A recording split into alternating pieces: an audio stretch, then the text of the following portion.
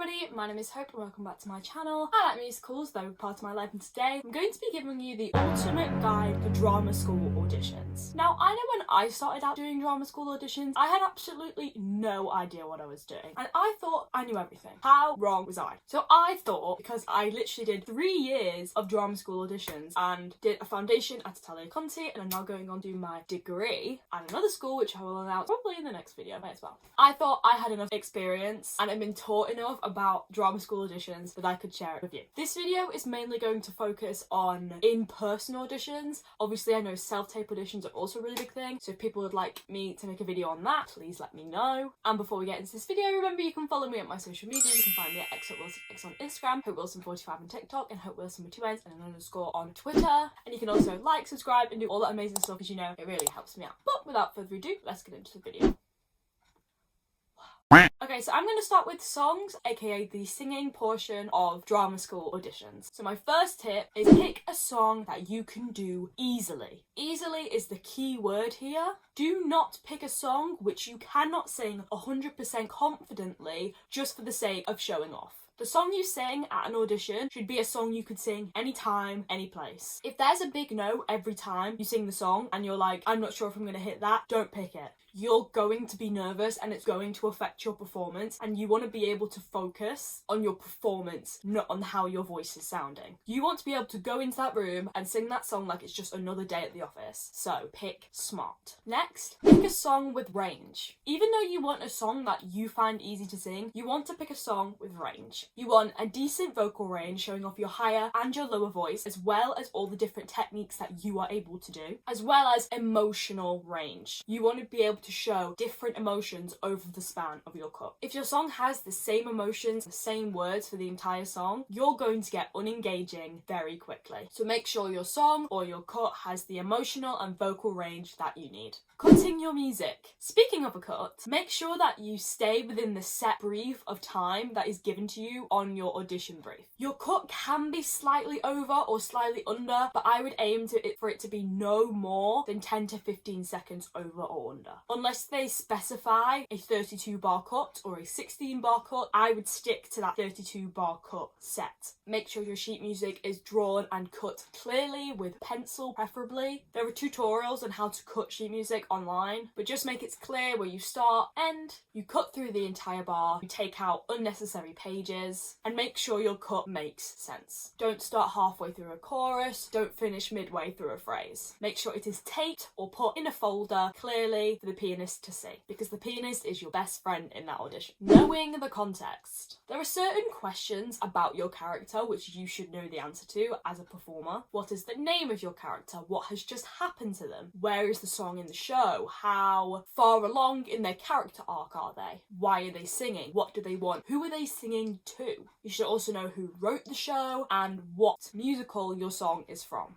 This allows you to give a more informed performance, which overall becomes more engaging and more interesting to watch, and it proves that you cared enough to do the research to give yourself a better performance. Treat your auditions like performances. I heard this piece of advice recently on TikTok, and it has literally changed my life, because you want to do musical theatre as a career. So you, as an auditionee, want to show this school what you're going to be like in 3 years' time when you are doing it as a job. They want to see the potential in which you could have in 3 years. And with that, remember what you're singing, the character is singing for the first time. You've probably sang this song a million times. You're probably completely sick of hearing the song, singing the song, and doing it. But for this character, these are new revelations. They are learning something new about themselves. They are changing as characters while you're singing this song. So keep that in mind. You don't need to be obscure. Obscure songs are fine. There's nothing necessarily wrong with them. The issue is it may make your life a little bit harder.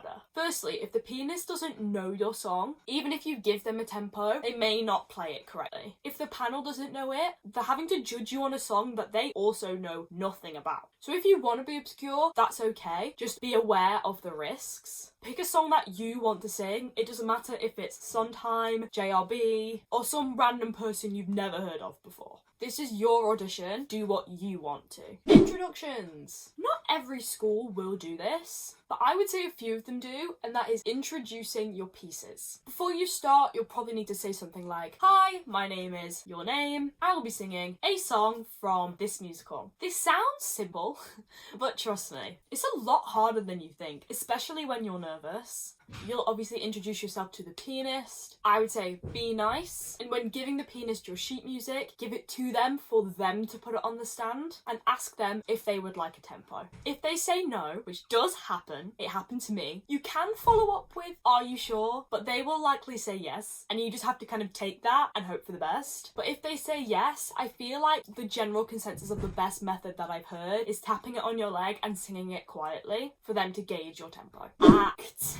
Not much else to say, but you'd be surprised how many people don't do it. Also, don't be afraid to move. You don't have to stand there doing nothing. If you feel the urge to move, move. But if you don't. Just remember your face and your body can act. Be contrasting. Most drama schools will ask for 2 contrasting songs. And while you could do 2 contemporaries or 2 legits, legit is a pre-1965 song, for those of you who don't know, the best thing to do is to do 1 of each. This is because the 2 vocal styles are so different. You can get away with kind of picking any song that you like. With that, however, I would aim to have 1 up-tempo and 1 ballad to cover the emotional range needed to be contrasting. Some schools may say lyrical in replacement for legit. Now, while lyrical doesn't necessarily mean legit, in this context, it's the smart decision. But if you hear lyrical, your best option is a legit ballad. Have options. When going into an audition room, make sure you have more than 1 contemporary and 1 legit song. And it's best to have 1 up-tempo and 1 ballad. Sometimes panels will ask you if you have another song, and it's always best to be prepared for that eventuality. Also, be prepared to be ill at auditions and having backup songs that you can sing in case the song that you've chosen as your primary song is too vocally demanding for when you are ill. Because I have seen people who are dying try and sing the beltiest songs, and let me tell you, it never goes well. Have a backup song which is safer. Lean towards your primary song being contemporary. Panels will sometimes ask you which song you want to sing. While making this decision, I would always lean towards contemporary. If you want to sing your legit song because everyone else is going to sing their contemporary song and you want to be different, don't sing your legit song. People are singing their contemporary for a reason. It normally demonstrates a larger vocal and emotional range than legit does. Legit is also a lot harder,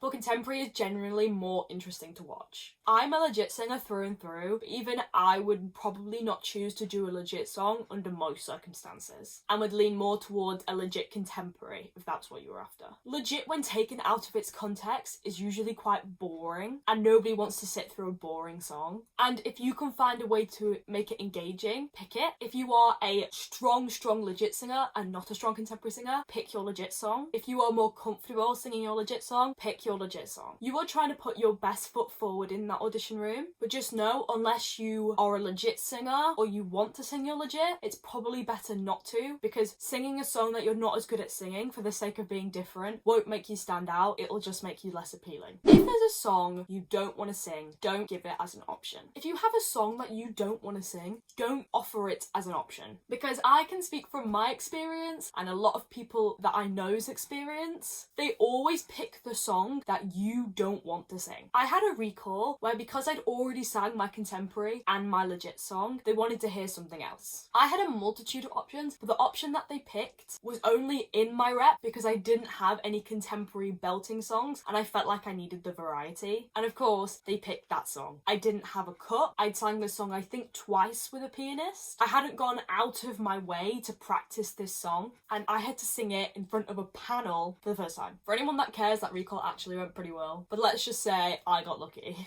Journey. The thing that will make your song the most effective in an audition is having a journey. Songs as a whole will normally have an emotional journey or an emotional change from beginning to end, because otherwise there'd be very little point to the song. But make sure even in the cut of your song, you have some kind of emotional or vocal journey. No props. Don't use props. They look tacky, they're distracting, and I promise you will spend more time looking at the prop than you will looking at the panel. journal. Just don't use them. Whether it's a pen or a notebook, I don't care. Don't use it. They want you to succeed, so show them your success. Last in the singing section, audition panels want to admit you. They want to see you succeed. They want to see talented people coming to audition for their school. So prove to them that you're one of those people. They probably won't be looking at you 80% of the time or say anything at all, and they're definitely going to be intimidating, but you have to think they want the best for you and their school. Okay, so now I'm going to move on to monologues and the acting portion of an audition. Try and stay away from popular monologues. Contrary to picking your songs, when it comes to picking monologues, aim to go more obscure. Try and stay away from popular monologues because I promise you, panels will hear them again and again and again. These are plays like DNA, Things I Know to Be True, BU21, which there is a monologue I love from that play, but it is kind of overdone as a whole. Many Moons, People, Places and Things, Immaculate, plays like that. People will hear songs over and over again. You can't really avoid it because good songs are popular for a reason. But when it comes to monologues, it can get boring really quickly. Even if two people have the same monologue, you automatically start comparing who you think is better, which detracts from your overall performance. Contrasting monologues. Like songs, make sure you have contrasting monologues. This can be covered by a classical monologue and a contemporary. And I'll say, when it comes to classical, do Shakespeare. Save everyone the time because doing anything else is a painful experience. I will know, I did ancient Greek last year, I almost died. I did Shakespeare this year, had a much better time. Introductions. Talked about this in the singing section as well, but just in case you didn't watch the singing section, introductions. Say, hello, my name is your name, and I'll be doing a monologue from this play by this author. And I will play in the character of blank. Have it prepared because it's easy to get tongue-tied in an audition. Intention and context. Know the intention of your character. What do you want? Why are you talking? Who are you talking to? What are some of the characteristics of your character? What are their relationships with other characters? Knowing the answer to those questions can elevate your performance so much without you even knowing, because it allows you to make more informed choices because you know more about your character. Keep focus. In a monologue, if you are talking to somebody, pick where they are in the room and direct your monologue to them. Tip for practicing at home, get someone you know to stand where you want to direct your monologue and direct it to that person. And film yourself doing it, and then film yourself without the person. And you will see the stark difference between those two performances. Talk to someone. Speaking of keeping focus, pick a monologue where you talk to somebody else. If it's some generalised monologue, it can sometimes come off as a bit wishy-washy and ungrounded, and it usually becomes unclear of the entire message that you're trying to convey. Also, it just becomes a bit unrealistic. You're not in a coming-of-age movie. Let's keep ourselves in realism. No props. Don't use them. I've said this already. No props. Put in your monologue. Try and keep your monologue within the time brief because there's nothing worse than a monologue that drags. A minute and a half might not seem long to you, but watching a minute and a half can sometimes feel like an eternity. Make sure that your monologue makes sense, is clear, has a drive and a reason for the character speaking. Also, cutting sentences in the middle of a monologue is fine as long as your monologue makes sense. That only really applies for contemporary. Try not to cut lines in the middle of your Shakespeare. Journey. Have an emotional, driven journey. I've said this already. I'm just saying it again because it applies here. Using a chair. You're allowed to use a chair. There's nothing necessarily wrong with that. But if you are going to use a chair, don't use it as a reliance. You want to use the chair to enhance your performance, not detract from it. So just be careful you're not treading along that line. And my last piece of advice, take a breath. Now, you don't necessarily have to do this in a literal sense, but you'll most likely have to introduce your monologue, say which one you're going to do, and then start. Don't start straight away. Give yourself the time to get into the character's mindset before you start your monologue. You may feel like you need to be really rushed in that room, but you don't have to. This is your audition. Take as much time as you need to give yourself the chance to give the best performance. If that means taking 10 seconds, take those 10 seconds. If that means taking a breath, and then starting, take that breath. Because when people just say they're going to do this monologue and then go straight into it, you just, as an audience member, can't get fully engaged in their performance. And the last section is the dance section. Now it's harder to be prepared for this portion of the audition because in most cases you will learn a dance on the day and perform it on the day. But I'm going to go through a few things that may help. Solos. Some auditions will ask you to create your own dance solo. Choose a style which showcases you as a dancer, but also shows off your skills. I would stay away from tap as it limits the transferable skills that you see in other dance styles, as well as general technique and flexibility. Your solo doesn't have to include everything. Just try and showcase your dance skills to the best of your ability. If you're struggling with choreography, there are loads of combos and dances online that you can look at for inspiration. Perform. It seems obvious, but people forget about it. Smile through the pain, because if you look like a paintbrush, but your dancing looks great, you're still gonna look like a paintbrush. And that was the best analogy that I could come up with. So, perform. They're not looking for perfection.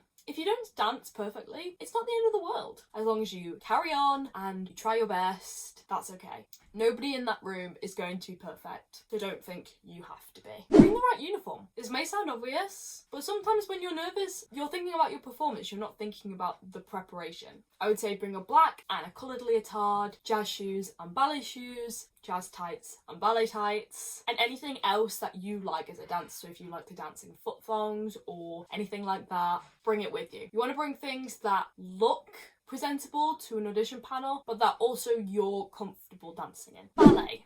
The ballet portion of an audition is normally quite similar between schools, so it may be worth in your own time practicing a simple bar, so tendus, pliés, frappés, grand battement, and then centre, so a basic adage or allegro, and probably a small pirouette exercise as well. This will pretty much cover all the bases for a ballet audition, as most schools will just kind of pick and choose exercises from that list to do in their audition. If you want help with this, I would again consult YouTube. There are so many exercises online of just basic combos, and a lot of ballet will just kind of be small alterations of those basic combos. Improv. Quite a few auditions will ask you to improv at the end of the dance. Have a plan of some of the things you might do in that, or even just choreograph like 2 counts of 8 of choreography in preparation, so that when you get to that point, you have the chance to show off your skills and are not just thinking on the spot. Pay attention to details. Things that set people apart in auditions are details. If you go out of your way to remember this is a strong hit and this is an ooze, and there's like a flick of the wrist before it hits out, it just adds detail to your dance, which firstly can make you more appealing to watch, but also proves that even if your dance isn't up to standard, it proves that you have the potential to be a stronger dancer and a dancer they would want. You're going above the standard of most of the other auditionees. And I think that's all of the dance things, but I just have a couple of final tips that will just may help you in your audition. So don't lean on the bars, it's seen as disrespectful. Be alert, you want to be in that room at all times to show you can give your best performance. Be presentable at all times, be smiley, be appealing, try and not look completely miserable, be prepared. If you've watched this video, you've probably got a lot of preparation down already, which is great, but you do not want to go into that room feeling like you have no idea what you're doing. Don't overthink it, at least until your audition is finished. If you are an overthinker like I am, you're constantly criticizing everything that you did in that audition as you're doing it, but all that's going to do is stress you out more. So if you're going to think really deeply about it, wait until you get home. And you never know. I've had auditions I thought have gone amazing and got nothing from. I've got auditions where I literally thought I was in the pits of hell, it was that bad, and I've got really good results out of it. You just never know what they're looking for and what your performance looks like from an outsider's perspective. You can only judge what you know you can do, and even if you make mistakes, you never know what they're after.